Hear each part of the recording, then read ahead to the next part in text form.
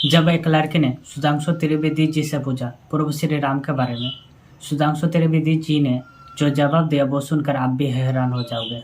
उससे पहले मेरे चैनल में नए आए तो सब्सक्राइब कर लो एंड बेल आइकन को दबा लो, क्योंकि इस तरह के वीडियो आपको आगे भी मिलता रहे। चलो और विलम्ब ना करें, स्टार्ट करते हैं।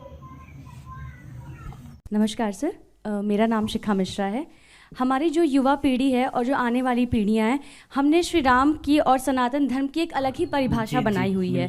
आजकल वो जय श्री राम सुन के और मूवीज़ वगैरह देख के, तो आपसे मैं जानना चाहूँगी कि हमारे लिए कौन सा सही तरीका होगा जिससे हम प्रभु राम को जान पाएँ जो प्रभु श्री राम हैं।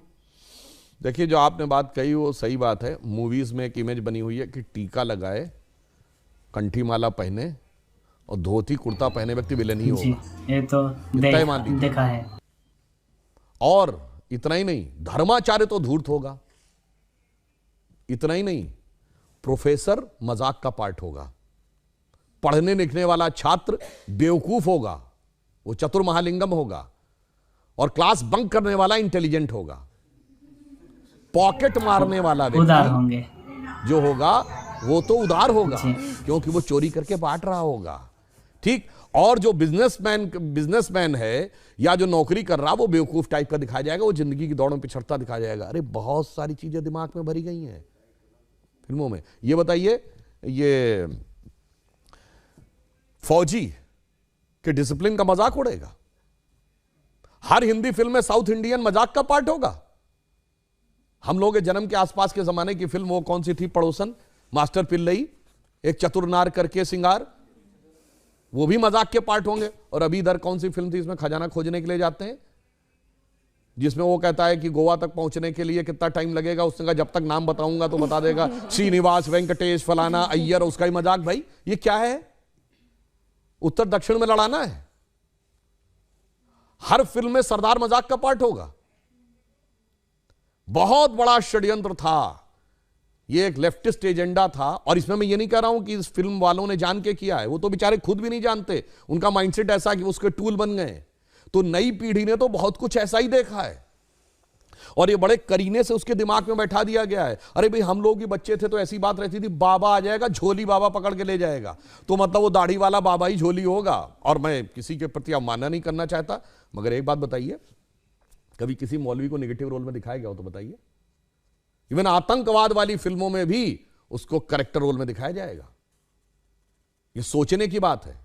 एक ही फिल्म में, अमिताभ बच्चन जी की फिल्म है 1970 के दशक की, जिसमें जब उनकी भाभी आती हैं और या मां अगर उनको प्रसाद देगी, मैं नहीं लेता ऐसा प्रसाद, मैं नहीं मानता ऐसे भगवान को जो गरीब का पेट नहीं भर सकता, उसी फिल्म में 786 का बिल्ला उनकी जान बचाता है और उसको यूं हाथ से लगा रखते। सोचिए कैसे दिमागों में चीजें भरी गई हैं। इसलिए मैं युवा पीढ़ी से कहूंगा, इस जगत प्रपंच से बाहर निकलिए और ओरिजिनल अपने टेक्स्ट पढ़िए। विवेकानंद का साहित्य पढ़िए, स्वामी रामतीर्थ का साहित्य पढ़िए, श्री अरविंदो का साहित्य पढ़िए, गांधी जी ने जो लिखा है उसको पढ़िए। कार्यक्रम के शुरू होने से पहले कुछ आप विवरण दे रहे थे, मैं चाहती हूँ वो दर्शकों तक भी पहुंचे, कैसे समय की चाल बदली। देखिए, हम आपको एक बात ये बताएं, आप सबने शनि की 7.5 वर्ड सुना होगा। जी सुना है।